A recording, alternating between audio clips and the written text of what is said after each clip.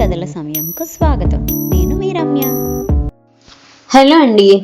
ఈరోజు మనం రోహిణి భైరవ్ జోషులు గారు రాసిన అమ్మా నాకు ఈ చదువు వద్దు అనే కథ విందాం. అబ్బబ్బా విసిగించేస్తున్నారా మీ అల్లరితో అంటూ గదిలో చదువుకుంటున్న వింధ్య చెవులు మోసుకుంటూ బయటకొచ్చింది. అక్కడ హాల్లో అన్న కొడుకు శౌర్య, అక్క కొడుకు వంశీ సోఫాల మీద ఎక్కి తొక్కుతూ గట్టిగా కేకలేస్తున్నారు. అది చూసిన వింధ్య, ఒరేయ్ అలా ఎగిరితే సోఫాలు పాడవుతాయి, దిగండి అని కేకలేసి దింపేసింది. కాసేపు బుద్ధిగానే ఆడుకున్నారు. అంతలో ఏమైందో ఏమో కానీ ఇద్దరూ ఒకరి మీద ఒకరు పడి దొర్లుతూ కొట్టుకుంటున్నారు. వెధవల్లారా, ఇదేం అల్లర్రా, చచ, బొత్తిగా క్రమశిక్షణ లేదు అంటూ ఇద్దరిని విడదీసి చెరో దెబ్బ వేసింది. అంతే, ఇద్దరు పెద్దగా ఏడుస్తూ వాళ్ళ అమ్మల దగ్గరికి వెళ్లారు. ఒకవైపు నుంచి వదిన, ఇంకో వైపు నుంచి అక్క, వంటింట్లో పని చేసుకుంటున్న తల్లి అందరూ హాల్లోకి వచ్చారు. అక్కడ సోఫాలో కూర్చొని బుక్ చదువుకుంటున్న వింధ్యను చూపించారు రాగాలు తీస్తూ. ఈవిడే మమ్మల్ని కొట్టింది అన్నట్లు. ఏంటే వింధ్య, చక్కగా ఆడుకుంటున్న పిల్లల్ని ఎందుకు కొట్టావు అంటూ అక్క సంధ్య నిలదీసి అడిగింది వింధ్యను. చక్కగా ఆడుకుంటున్నారా, నీకేం తెలుసు వీళ్ళేం చేస్తున్నారో? సోఫాలు తొక్కుతూ దెబ్బలాడుతూ కొట్టుకుంటూ ఉంటే మీకేమీ పట్టనట్టు హాయిగా కబుర్లు చెప్పుకుంటూ టీవీ చూస్తూ కూర్చున్నారా? నిన్నటికి నిన్న బంతితో క్రికెట్ ఆట ఆడుతూ నేను టూర్కి వెళ్ళినప్పుడు తెచ్చుకున్న ఫ్లవర్ వాజ్ను బద్దలు కొట్టేశారు. ఇంకొక రోజు పక్కింటి పిల్లవాడిని రాయి పుచ్చుకొని కొట్టాడు ఈ వెధవ. వాళ్ళు కూడా మన ఇంటికి వచ్చారుగా గొడవ చేయడానికి అంటూ రోజు ఏదో ఒక గొడవ ఇంటి మీదకి తెస్తూనే ఉన్నారు. అసలు వీళ్ళని ఇలా పెంచారేమిటి? ఒక క్రమశిక్షణ అంటూ ఏమీ లేదు. ఇప్పుడే ఇలా ఉంటే పెద్దయ్యాక రౌడీ వెధవలు అవుతారు తెలుసా? చదువులో కూడా అంతంత మాత్రమే ఉన్నారు వీళ్ళు. మీరిప్పుడే జాగ్రత్త పడండి అంటూ వదిన శైలజను, అక్క సంధ్యను చూసి చెప్తుంది. పెళ్లికాన్ నువ్వు మాకే పాఠాలు నేర్పుతావా పిల్లల పెంపకం గురించి అన్నది వదిన విసురుగా. పెద్దవాళ్లతో ఇలాగైనా మాట్లాడేది? అయినా ఇప్పుడేం కొంపలు మునిగిపోయాయని? పిల్లలు అన్నాక అల్లరి చేస్తారు, పోట్లాడుకుంటారు, మళ్ళీ వాళ్లే కలిసిపోతారు. పెద్దవాళ్లలాగా ఓ మూలను కూర్చుంటారటే. శ్యామలమ్మ పిల్లలిద్దరిని దగ్గరికి తీసుకుంటూ అన్నది. అది కాదమ్మా, నేను మెడిసిన్ ఎంట్రన్స్ కి చదువుకుంటున్నాను, వీళ్ళేమో ఇలా అల్లరి చేస్తున్నారు, నేను ఎలా చదువుకోవాలి అన్నది వింధ్య దీర్ఘం తీస్తూ. అప్పుడే లోపలికొస్తున్న చక్రపాణి, సంవత్సరం అంతా వేస్ట్ చేసావు సినిమాలు షికార్లు అంటూ. సరిగ్గా పరీక్షల ముందు చదివితే సీట్ ఎలా వస్తుంది? డాక్టర్ కావాలని ఆశయం ఉంటే చాలదు, దాన్ని నెరవేర్చుకోవాలనే పట్టుదల కూడా ఉండాలి. అది కాదు నాన్న, నేను బాగానే చదువుతున్నాను, హాస్టల్లో ఉండి చదివితే బాగుంటుంది అంటేనేమో మీరు ససేమిరా కాదన్నారు అన్నది వింధ్య. నువ్వు చదువుకోవాలనుంటే మేడ మీద గదిలో కూర్చోరాదు? ఇంటికి వచ్చిన పిల్లలు ఎక్కడికి వెళ్తారు? ఇంట్లోనేగా ఆడుకోవాలి అన్నది శ్యామలమ్మ. అమ్మా, ఇక నుంచి వింధ్య చదువు అయిపోయే వరకు మేము మీ దగ్గరికి రాము. మమ్మల్ని చూడాలనుంటే మీరే మా దగ్గరికి రండి. చూద్దాం రేపొద్దున ఈవిడ గారికి పెళ్ళే పిల్లలు పుడితే ఎంత క్రమశిక్షణతో పెంచుతుందో అని అక్క నిష్ఠూరంగా శ్యామలమ్మతో అన్నది. అయ్యో, వింధ్య చిన్నపిల్ల, అదేదో తెలియక అన్నదని మీరు అలా పంతానికి పోతే ఎలానే అన్నది శ్యామలమ్మ. ఆ రోజే అనుకున్నది తనకు పిల్లలు పుడితే మంచి క్రమశిక్షణతో పెంచాలని. వింధ్యకు మెడిసిన్లో సీట్ రాలేదు. తన వయసే ఉన్న పిన్ని కూతురికి మెడిసిన్లో సీట్ వచ్చిందని పిన్ని మహా సంబరంగా ఫోన్ చేసి చెప్పింది. శ్యామలమ్మ కూడా సంతోషపడ్డది, తన చెల్లెల కూతురు డాక్టర్ అవబోతుందని. వింధ్యకు మాత్రం అవమానం అనిపించింది. కనీసం డాక్టర్ని పెళ్లి చేసుకోవాలనే కోరిక కూడా తీరలేదు. వింధ్యకు శ్రీకర్తో పెళ్లైంది. అతను ఒక ప్రభుత్వ అధికారి. వాళ్లకు ఒక్కగానొక్క కొడుకు వరుణ్. వింధ్యకు కనీసం తన కొడుకునైనా డాక్టర్ను చేయాలని కోరిక. తన ఆశయం, కోరిక వరుణ్ ద్వారా తీర్చుకోవాలనుంది తనకు. అందరూ వాణ్ణి బాగా గారం చేసేవాళ్లు. దాంతో వాడు ఆడింది ఆటగా, పాడింది పాటగా అయిపోయింది. వింధ్యకు మాత్రం మహాభయంగా ఉండేది, కొడుకు ఎక్కడ పాడైపోతాడో అని. నీదంతా చోద్యం లేవే, పిల్లలు ఈ వయసులోనే కదా అల్లరి చేసేది, మనంత వయసు వచ్చాక అల్లరి చేయమన్నా చేయరు, మనల్ని చేయమంటే చేస్తామా అని నవ్వుతూ వింధ్య మాటలు కొట్టిపారేసేది శ్యామలమ్మ. వాడికి 5 ఏళ్ల వయసు వచ్చేటప్పటికి కాస్త అల్లరి కూడా పెరిగింది. చుట్టుపక్కల పిల్లలతో, స్కూల్లో పిల్లలతో అప్పుడప్పుడు గొడవ పడుతూ ఉండడం, టీచర్లు తమకు ఫిర్యాదు చేయడం లాంటివి జరుగుతూ ఉండేవి. ఇక లాభం లేదనుకుంది వింధ్య. ఇక ఎవ్వరి మాట వినకూడదనుకుంది. ఇలాగే ఉంటే వాడు అల్లరి ఎక్కువై చదువు నిర్లక్ష్యం చేస్తాడేమోనని భయం పట్టుకుంది. వాడికి మార్కులు తక్కువ వచ్చినా, చుట్టుపక్కల పిల్లలతో గొడవ పడినా, ఇంట్లో ఏ వస్తువు పాడు చేసినా కాస్త గట్టిగా దండించేది.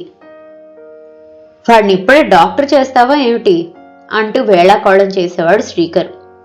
చదువు విషయంలో ఎక్కడలేని శ్రద్ధ తీసుకునేది. ఎప్పుడూ ఫస్ట్ ర్యాంక్ రావాల్సిందే.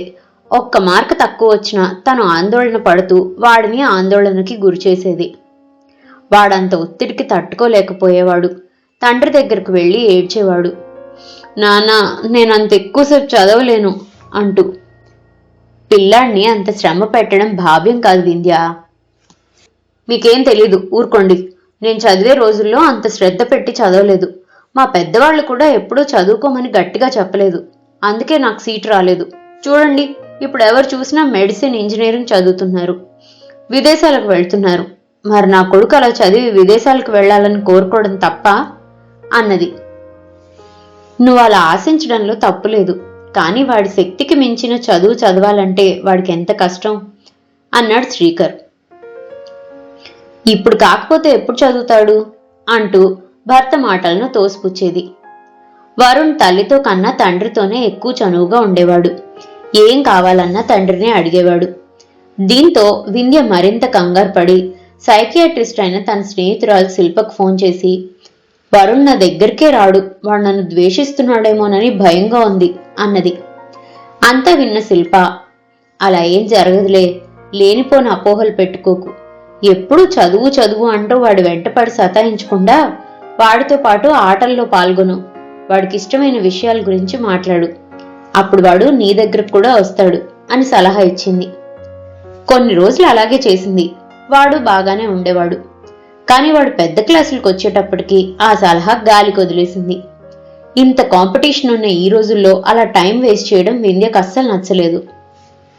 వరుణ్ 10వ తరగతి మంచి మార్కులతో పాస్ అయ్యాడు. వాడిని ఇంటర్మీడియట్లో సైన్స్ గ్రూప్లో చేర్చింది వింధ్య. అమ్మా, నేను సైన్స్ గ్రూప్లో చేరను అన్నా వినలేదు వింధ్య.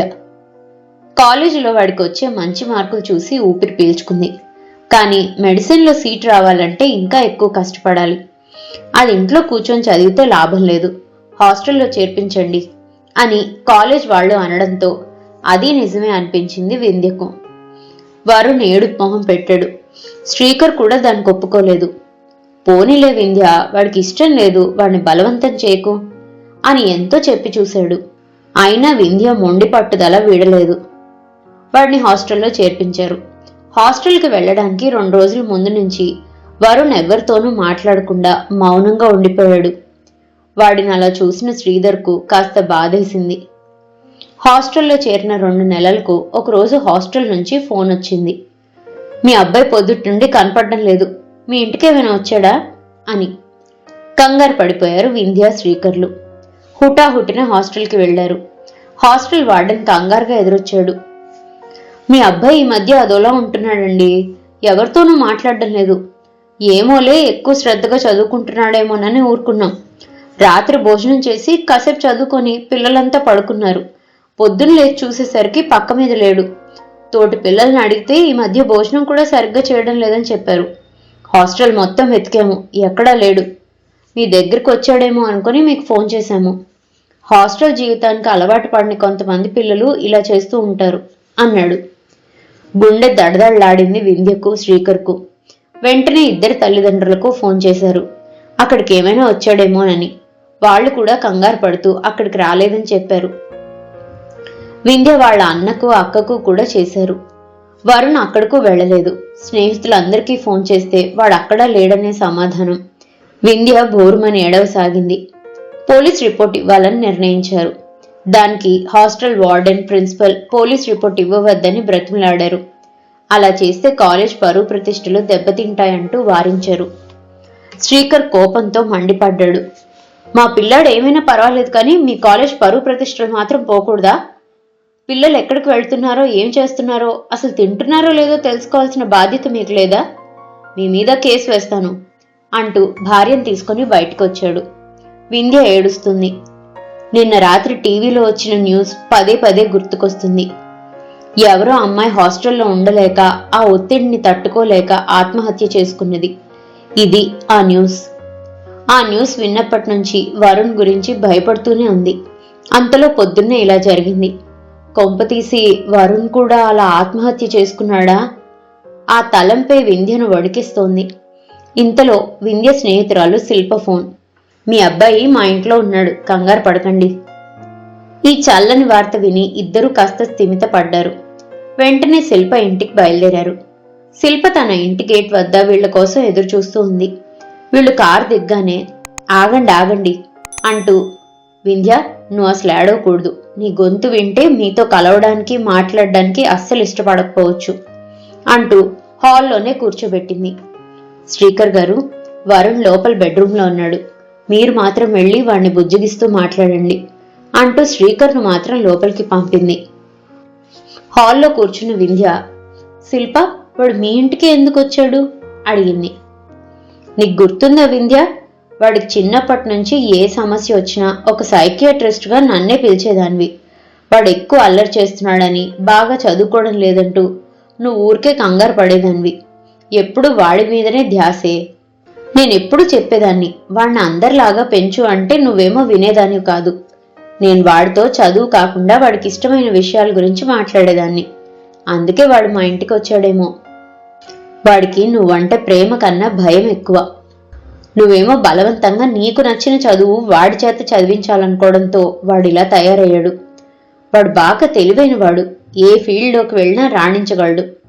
నువ్విప్పుడు వాడిని భయంతో కాకుండా ప్రేమగా చూసుకో. నీ అభిరుచులు వాడి మీద క్రుద్దుకు అంటూ వింధ్యను కూడా వరుణ్ గదిలోకి పంపింది. గదిలో ఏం జరిగిందో తెలియదు కానీ మరో అరగంటకు అందరూ నవ్వుతూ బయటకొచ్చారు. ఇదండి రోహిణి భైరవ జోషులు గారు రాసిన అమ్మా నాకీ చదువు వద్దు అనే కథ. తొందరలో పరీక్షలు రాబోతున్నాయి. పిల్లల్ని మరీ ఒత్తిడికి గురి చేయకుండా వాళ్ళని ఫ్రీగా వాళ్లకు నచ్చినట్లు చదువుకొనివ్వండి. ఎక్కువ స్ట్రెస్ ఫీల్ అయినా వాళ్ళు సరిగ్గా చదవలేరు. ఈ విషయాన్ని అర్థం చేసుకుని పిల్లల్ని చదువుతో పాటు ఇతర విషయాల్లో కూడా ముందుకు నడిపిస్తూ ఉంటే వాళ్ళు ఏ రంగంలో అయినా రాణించగలుగుతారు. మరో మంచి కథతో మళ్ళీ కలుసుకుందాం. అంతవరకు సెలవు. ఈ కథ కనుక మీకు నచ్చినట్లయితే లైక్ చేయండి, షేర్ చేయండి. అండ్ మరిన్ని ఇంట్రెస్టింగ్ కథల కోసం ప్లీజ్ సబ్స్క్రైబ్ టు మీ కథల సమయం. Thank you.